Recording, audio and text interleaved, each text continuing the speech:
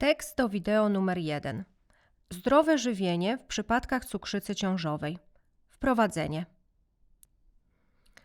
Witam i zapraszam do obejrzenia wideo numer 1 w serii na temat zdrowego odżywiania się w przypadkach cukrzycy ciążowej. Czym jest cukrzyca ciążowa? Postaramy się w nim odpowiedzieć na istotne pytania na temat zdrowego odżywiania się w przypadkach cukrzycy ciążowej.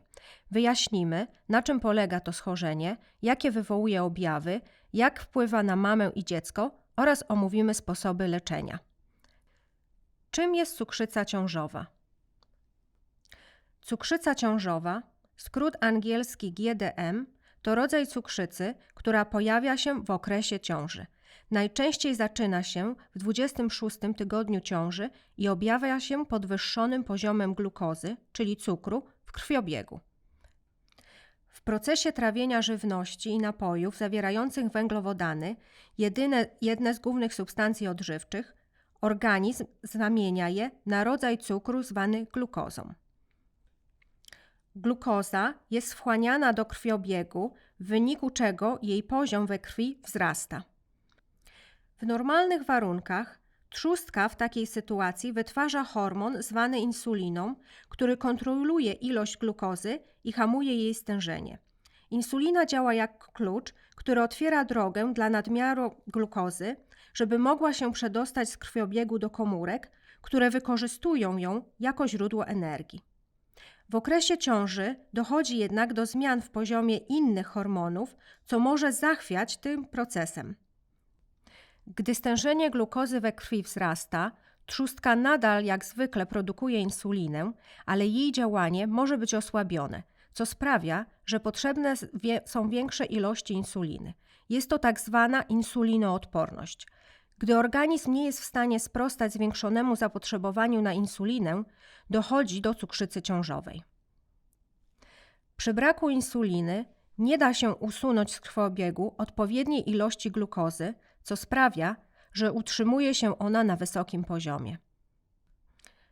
Do klasycznych objawów cukrzycy ciążowej, jakie można zauważyć nawet jeszcze przed otrzymaniem diagnozy, należą: zaburzenia wzroku, zwiększona częstotliwość oddawania moczu, zwiększone łaknienie, zmęczenie i powtarzające się zakażenia dróg moczowych. Objawy te powinny złagodnieć, gdy poziom glukozy we krwi się poprawi. Jaki ma wpływ na dziecko? W trzecim trymestrze, około 28 tygodnia ciąży, główne organy dziecka są już dobrze wykształcone. Nadal jednak należy starać się zachować poziom glukozy jak najbardziej zbliżony do normalnego. Idealny poziom, do jakiego należy dążyć, zostanie ustalony w rozmowie z zespołem opieki diabetycznej, który oferuje wsparcie w zakresie cukrzycy przez cały okres ciąży i pomaga osiągnąć odpowiednią kontrolę. Jeżeli stężenie glukozy we krwi utrzymuje się na wysokim poziomie, dziecko otrzyma zbyt wiele kalorii, a to może poprowadzić do powikłań. Trzeba mieć świadomość, jakie problemy mogą się pojawić. Dalsze informacje na ten temat można uzyskać od położnej lub od zespołu opieki medycznej podczas wizyty w przychodni. Powikłania, jakie mogą wystąpić, to stan przedrzucawkowy, nadmiar płynu w macicy, trudności w trakcie porodu, konieczność indukcji porodu lub cesarskie cięcie. Powikłania, jakie mogą wystąpić u dziecka, to nadmierny wzrost masy ciała w ciąży, obniżony poziom glukozy we krwi po porodzie i konieczność monitorowania do czasu ustabilizowania się oraz bardzo niewielki wzrost ryzyka wewnątrzmacicznego obumarcia płodu. Należy jednak pamiętać, że przy odpowiednim leczeniu cukrzycy ciążowej można uniknąć tych wszystkich powikłań. Jak się ją leczy? W niektórych przypadkach sama dieta wystarczy, aby ustabilizować stężenie glukozy we krwi. Niektóre jednak kobiety muszą przyjmować leki doustne lub zastrzyki z insuliny, aby to osiągnąć. Jest to często niezależne od kobiety.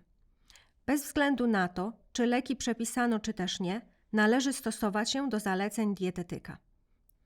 Na tym kończy się wideo numer 1 na temat zdrowego odżywiania się w przypadkach cukrzycy ciążowej.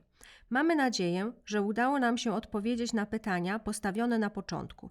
Czym jest cukrzyca ciążowa? Jakie są jej skutki uboczne i jak sobie z nią skutecznie radzić, aby zmniejszyć ryzyko i zapewnić sobie zdrowe i zadowolenie w okresie ciąży.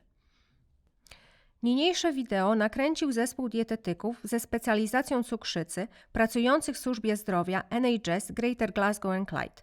Dziękujemy za uwagę i zachęcamy teraz do obejrzenia wideo numer 2. Zdrowe żywienie i przegląd grup pokarmowych.